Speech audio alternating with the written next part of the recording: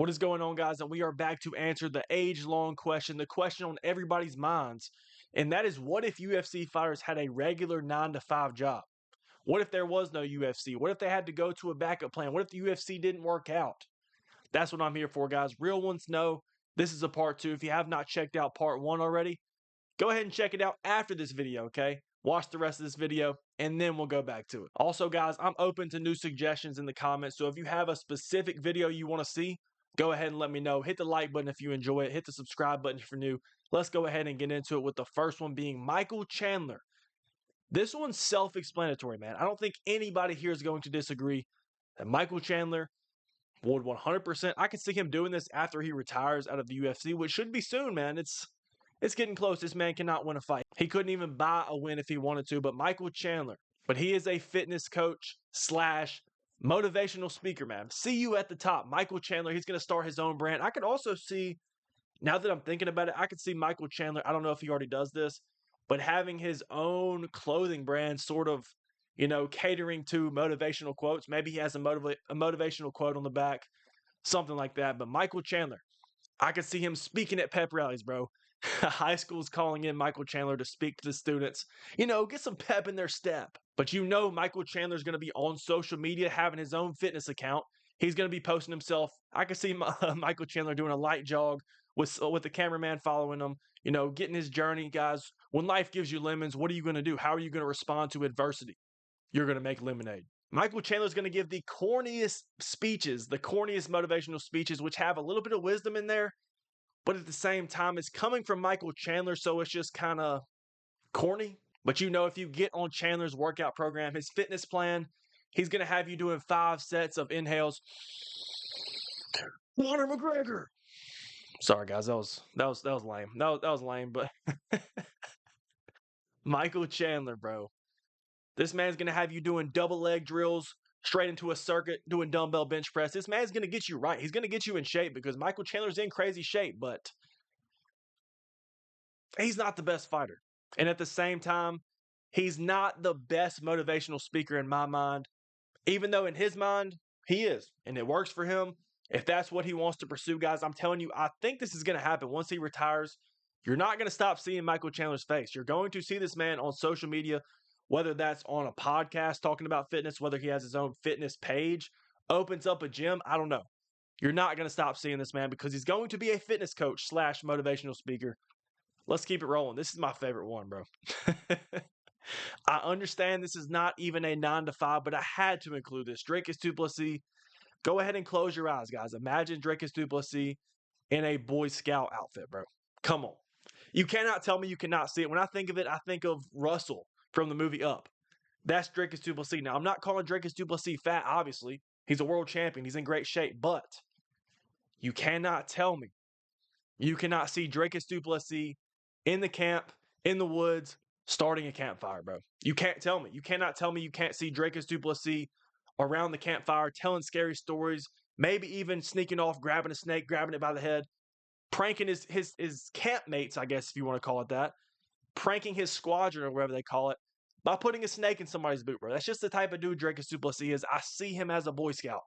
I don't know if y'all see the vision. Let me know in the comments if you agree with what I'm saying or if you disagree. Maybe it's just me, but I personally see Dricus du Plessis. I can see this man going door to door selling Boy Scout cookies. I don't even know if that's a thing either, but I can see it. Dricus du Plessis, man, he's going to gaslight you. That's what he's going to do. That's a big thing of Dricus. He's going to gaslight you at the campfire telling these made-up stories, but he's going to make you think that they actually happen. He's going to convince you that you actually witnessed what he's saying, and it's all a lie. But Dricus du Plessis, I don't know if it's an Eagle Scout, but he's going to be the highest tier of Boy Scout. He's going to be. He's going to have all the badges, all the pins. I can't get this out of my head. Dricus du Plessis, after he gaslights you with his made-up campfire stories, is one with the wilderness, starts a fire with his bare hands. He's going to challenge you to arm wrestling competitions, to push-up competitions. He's going to try to wrestle you, bro. Now, again, this is not a 9 to 5, but I had to include this. Dricus du Plessis is a Boy Scout, bro. I know he was. I know for a fact he was a Boy Scout. Moving on to Bryce Mitchell. You guys actually suggested this one in the comments, and it's beautiful. It's perfect. Bryce Mitchell absolutely would work at Bass Pro Shop. Now, if you don't know what Bass Pro Shop is, It sells fishing / hunting, any outdoors equipment, everything that fits Bryce Mitchell to a T. They sell that, okay? Bryce Mitchell is going to be helping you out, man. He's gonna he's gonna put you on game. He's gonna put you on the fishing spots. He's gonna put you on the fishing lures, bro, the fishing poles, the hunting equipment, bro. Whatever you need, I'm trusting this man with my life. He's going to put you on the best lake in the state, the best lake in the country. He's going to put you on the spot. He's going to put you on the juice. But not only that, Bryce Mitchell is going to be very respectful, very responsible. Now, let me tell you something, rubber. Now, I can see Bryce Mitchell having some awkward tactics, maybe some questionable ways that he catches his fish, but it works. Now, the thing is, Bryce Mitchell is going to be the worker that helps you out exactly, gives you exactly what you need. But at the same time, he's going to talk your ear off, and you're going to go towards politics. It's inevitable. You're talking to this dude at the register just wanting to talk about fishing, and you're going to talk about fishing, and then that conversation is going to take a turn towards politics, towards the earth being flat, towards aliens, towards any type of conspiracy you can think of. And then to end it all, once you check out, Bryce Mitchell is going to send you off with a prayer, which is going to be great. That's just the type of dude that Bryce Mitchell is. But let's go ahead and continue on to Tony Ferguson, y'all's boy. This was tough, man. I genuinely cannot picture Tony Ferguson with a normal job. So, we had to improvise. Tony Ferguson is going to be a self-proclaimed life coach. He's going to try to grant wisdom that maybe he doesn't even have himself, but he believes himself to be a wise man. Tony Ferguson is going to be a rip-off David Goggins. That's how I see him. Now, David Goggins and Tony Ferguson actually met up and did Hell Week, and Tony Ferguson went through it. Beautiful. Great. Tony Ferguson's he's about it, bro. He's about it. But Tony Ferguson's going to try to implement that with his own stuff, and it's going to be weird, bro. Not only is this man going to have you in tip-top shape, but he's going to have you in shape in the most craziest ways. This man's going to make sure you set your alarm for 3:17 a.m. And you better not question on why he has you getting up at specifically 3:17. But he's going to give you this whole plan, kind of sort of similar to Michael Chandler, but to another extreme. Tony Ferguson's going to have you waking up at 3:17 a.m. like we talked about. And as soon as you jump out of bed, you better be in the mirror shadow boxing, man, right away. You better go to the kitchen, grab the kitchen knife, make sure your reflexes are still there, trying to do the knife game with your hands, and you better not stab your finger, bro. Because we don't have any Band-Aids to clean it up. You just got to tough it out, bro. This is how I picture Tony Ferguson. You know this man's going to have his sunglasses on indoors. He's going to offer you like Hell Week, like David Goggins does. He's going to offer you to stay at his crib, maybe stay at a condo somewhere. And once you wake up at 3:17, you know Tony Ferguson's already up. He's already got his running. He's got his sunglasses on indoors. He looks like he's straight out of the Matrix. And he's probably, I could see him biting on an apple or something, you know. Look what the cat dragged in. Or look who finally decided to wake up. He's going to say something crazy, bro. You know Tony Ferguson is that dude. And I just get these vibes from Tony Ferguson that he's going to put you through his own Hell Week, but there's no water. What? Why do you need water? What do you need water for? You're going to be outside. You're going to be elbowing the metal poles, bro, sharpening your elbows, punching trees, doing everything you can to hurt your body, bro. I don't trust this man. Like I said, he's going to get you in shape, but you might break a couple bones. You might lose some limbs in the process. Tony Ferguson. I'm playing, guys. Tony Ferguson, self-proclaimed life coach. Again, like I said, he's going to try to grant you wisdom at the end of it all. There's just no telling where it's going. Let's keep it rolling. On to Kevin Holland, man. Y'all suggested this in the comments as well. Kevin Holland is working at the gun store, and he's a firearms specialist. We've heard this firsthand on the Jackson podcast with Rampage Jackson. Y'all know the fateful day, the 4570. Kevin Holland is going to be the gun store specialist, the firearms specialist, selling you on the weapons, right? But you better come prepared, bro. If you walk in his store not knowing what a 4570 is, you're getting kicked out, buddy. Kevin Holland's going to have goggles on indoors, maybe a bulletproof vest. This man's going to be, trying to walk you through the gun range, trying to sell you on the 4570. But you better have done your research. And you better not get on his bad side. You better not say anything smart to him, or he'll be quick to kick you out the store. The thing is, Kevin Holland is going to be very knowledgeable about every single weapon up there.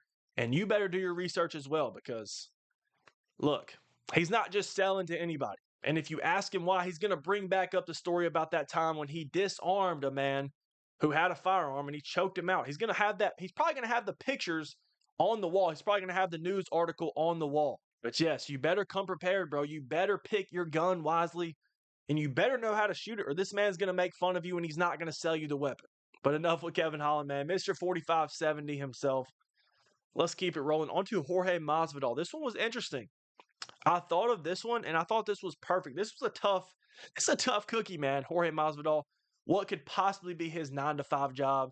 Maybe a mechanic. I could see that, but I went a different route here.